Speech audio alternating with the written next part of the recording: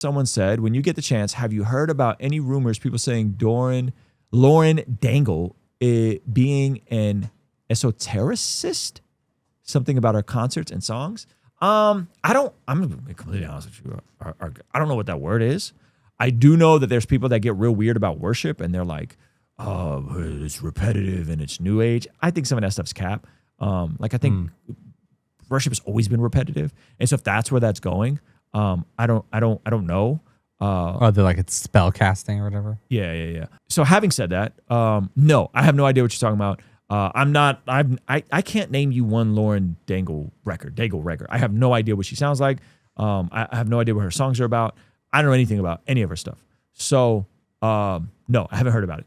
But if it's on some like, oh, it's because she does these chants at her concerts because the songs are repetitive and she's a witch, like, nah, that ain't it either. Yeah. You know what I mean? That ain't it either.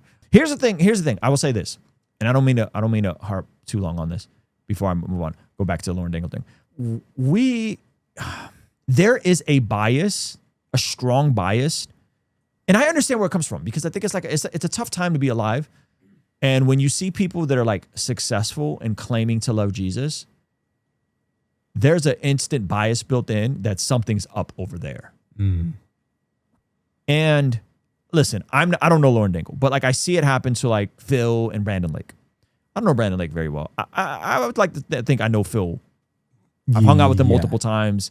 Our kids were going to the same church, school co-op thing. We can't call it a school, but they don't require vaccinations. Anyway, Phil is in stadiums. And what happens is people will see a Phil Wickham, a Brandon Lake, a Forrest Frank, a Lauren, and there's an instant bias against them. And then because, big Christian, successful, profiting off of the gospel, therefore they're bad, therefore they're a witch. And they'll reverse engineer. And it's the biggest bad fallacy. Yeah. That's what it is. And I only know this because I'm experiencing it, like in real time. Like when I didn't talk about Jesus in my raps, the critique was you're ashamed of the gospel. Hello. You don't talk about Jesus. Where's your Jesus per minute reps? Why are you ashamed of the gospel? You're a Christian, but you're ashamed of the gospel. And when I would go perform in secular spaces, I would get flack for not being more forthcoming with my faith. Hey, you're a hip hop and spoken word artist, but like we would have liked to know that you're a Christian. And then when I go into these environments, I have to be very delicate with the way I talk about my faith. Right? Yeah. Now on the other side, that I lead with my faith, now it's you're too big, you're profiting off the gospel. Yeah. You can't win with these people. Hello. And so it's like, well, would you rather me not? Like, would you rather Forrest Frank not write songs about Jesus? Because it's interesting, because when he was doing stuff at Surfaces, I want him to write songs about Jesus, but I never want to hear them. Like if someone I hope they never reach my ears. If someone has talent, influence, an audience, don't we want those people to be unapologetic about their faith in Jesus, whether they're leading with worship music, Christian content creator, podcaster, or whether it's more talk? Don't we want them to be like waving the Jesus banner? Yeah. I don't understand it. And so CP the artist, like he says, I get flack for not painting Christian themes. Start painting more Christian themes, and then you'll get flack for painting too many Christian things. And then they'll be like, look how irreverent that painting is. That's not how you should depict Saint Paul. And so what I don't want to do is I don't want to constantly address the critics, because I think they have their own issues to work through. It's so funny that this like bias with Lauren Daigle. And again, I don't know anything but she might be a witch. She might. I don't think she is. But I guess that's possible. Is it probable? I don't think so. Yeah. I think she's had some interesting stuff about like the LGBTQ. But there's a bigger problem that you're addressing here. There's a bigger problem that's happening with the way public successful Christians are viewed. If you are a public successful Christian, people will say two things. You're not talking about Jesus enough. Talk about Jesus more. Or if you're worldly, which was what I dealt with for the first 15 years of my career. Yeah. You guys are too edgy for the church. You're too edgy you're too worldly for the church, for the Christian scene. Or you become too Christian for the world, and then the world's like, why are you making money? It's like, well, would you rather Do you want me to be a fitness influencer and never talk about my faith? Yeah. Like, what do you want? You know what I mean?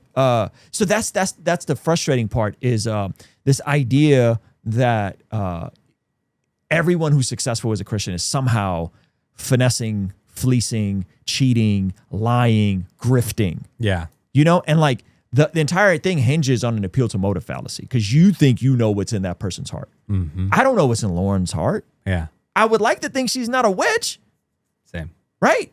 I'm actually like, never even gonna think that she is a witch. I'm not. But like when I'm closer to a Phil Wickham, yeah, like I know Phil's a solid dude. Yeah. Like I know Phil, right?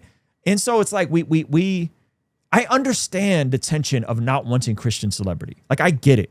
And I do my best to, like, when I'm out in public, when I'm at an event, I'm going to go out of my way to be present, accessible, and destigmatize whatever little bit of status I have so people don't look at me as some sort of celebrity. I understand it. You can't do that when you're Phil Wickham. You can't do that when you're in a freaking stadium, dog.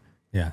Right? Like, what do you want him to do? Come out and shake every hand? Like, there's a certain degree that, like, you just get so influential that you have to have some degree of boundaries. You got to have some degree of, like, I can't go meet everybody. Yeah. Right. And so it's a weird tension, and the internet has made the world smaller, and now people are just hypercritical. And you know, hey, someone mentioned Spencer Smith and that whole yeah, like Spencer Smith has made an entire thing out of this whole world. Right. There's people that just critique other Christians, and that is their ministry.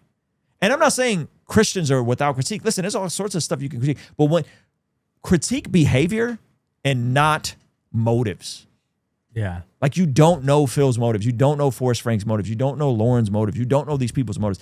Critique behavior. If you're like, yo, this was done this way and da-da-da. But yeah, I think it's really weird. And I think it's a lot of projection. So anyway, hey, thank you so much for watching this video all the way to the end. If you liked it, then hit the like button. If you liked it a lot and have a thought to share, leave a comment. If you are listening to this on the podcast app, make sure to leave a review, and you could even leave a comment over there. And if you want to watch another video that is recommended just for you, hit this video over here. Let me know if they nailed it. Also, you can partner with us monthly, which helps us out a lot in our monthly community. Get access to early drops and all that kind of good stuff over here. All right, I'll see you over there. Peace.